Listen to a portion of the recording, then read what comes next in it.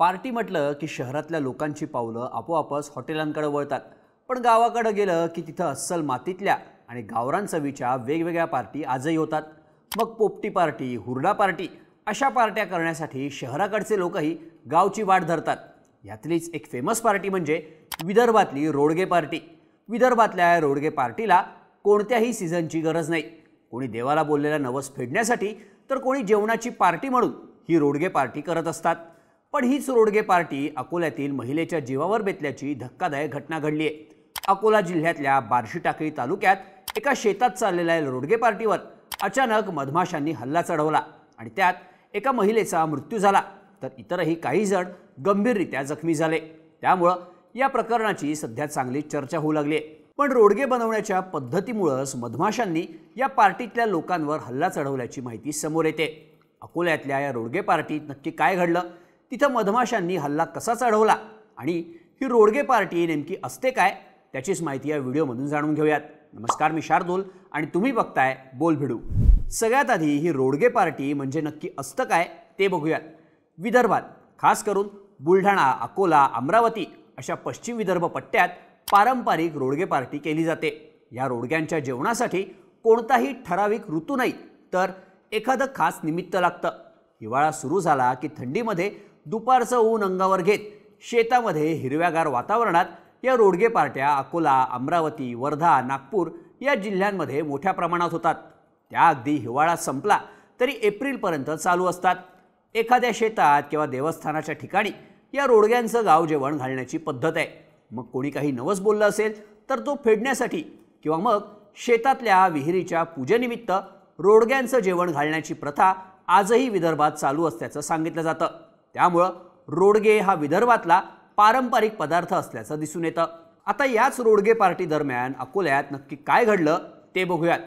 अकोला जिल्ह्यातील बार्शीटाकळी तालुक्यातलं काजळेश्वर गाव, या गावात नदीशेजारी महादेवाचं प्रसिद्ध मंदिर आहे। या मंदिरात नेहमीच भाविकांची गर्दी असते। इथेही देवाला केलेला नवस पूर्ण करण्यासाठी रोडग्यांचं गाव जेवण घातलं जातं।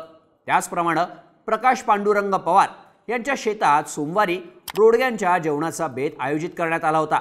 या जेवणासाठी सोमवारी सकाळपासूनच तयारी सुरू होती। गावातली काही मंडळी सकाळपासूनच रोडग्यांच्या जेवणाच्या उत्साहाने तयारीला लागली होती। दुपारी जेवणासाठी पाहुणे मंडळी जमल्यानंतर रोडगे भाजायला सुरुवात झाली, पण त्याच वेळी घात झाला। रोडगे बनवतानाच तिथं मोठ्या प्रमाणावर मधमाशा घोंगावत आल्या आणि त्यांनी जेवणासाठी आलेल्या लोकांवर एकच हल्ला चढवला। मधमाशांच्या या अचानक झालेल्या हल्ल्यामुळे जेवणासाठी आलेले लोकही घाबरले। या मधमाशा तिथल्या लोकांना चावायला लागल्यानं लोकांनी एकच आरडाओरडा सुरू केला। त्यामुळं या सगळ्या परिसरात गोंधळाची परिस्थिती निर्माण झाली। हा सगळा प्रकार लांबून काही जणांनी पाहिला, पण मधमाशांची संख्या खूप जास्त असल्यानं कोणीही त्यांना वाचवण्यासाठी पुढे आलं नाही। पण मधमाशांच्या या हल्ल्यात रेश्मा आतिश पवार यांना मोठ्या प्रमाणावर माशा चावल्या होत्या।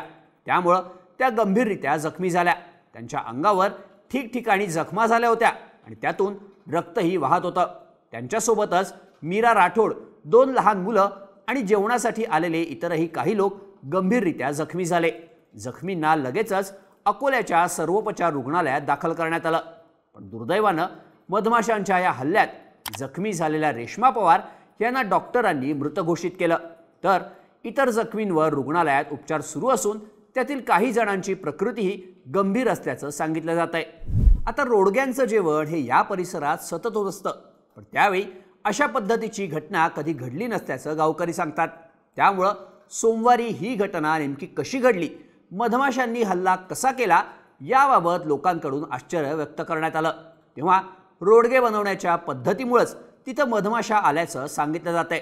त्यामुळं रोडगे बनवण्याची पद्धत काय असते ते आधी बघूयात। रोडगे तयार करण्यासाठी सगळ्यात आधी गहू जाडसर दळून आणला जातो। रोडगा तयार करताना या पिठामध्ये मीठ आणि तेल टाकून कणिक चांगली तिंबून घेऊन त्याचे गोळे तयार केले जातात।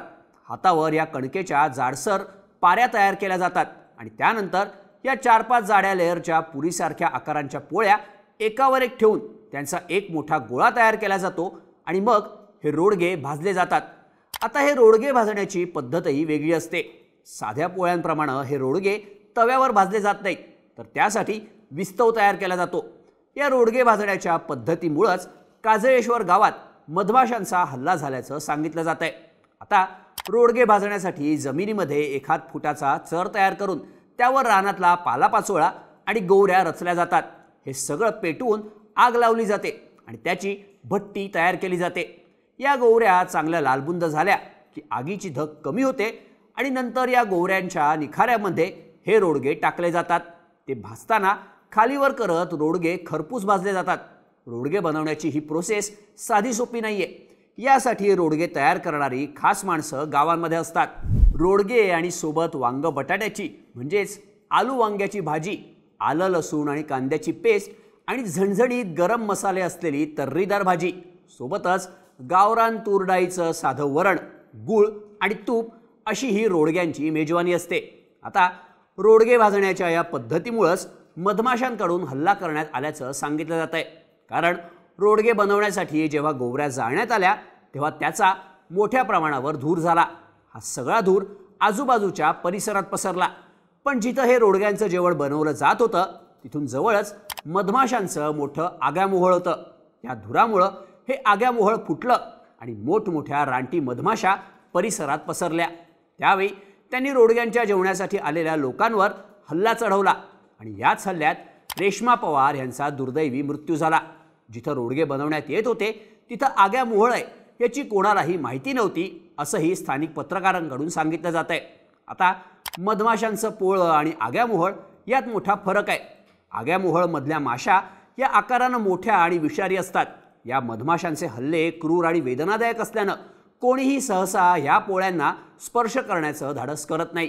पण या आग्यामोहळाबद्दल कोणालाही माहिती नसल्यानं काजळेश्वर गावातील रोडगे पार्टी रेश्मा पवार यांच्या जीवावर बेतली आहे। या सगळ्या प्रकरणाबद्दल तुम्हाला काय वाटतं?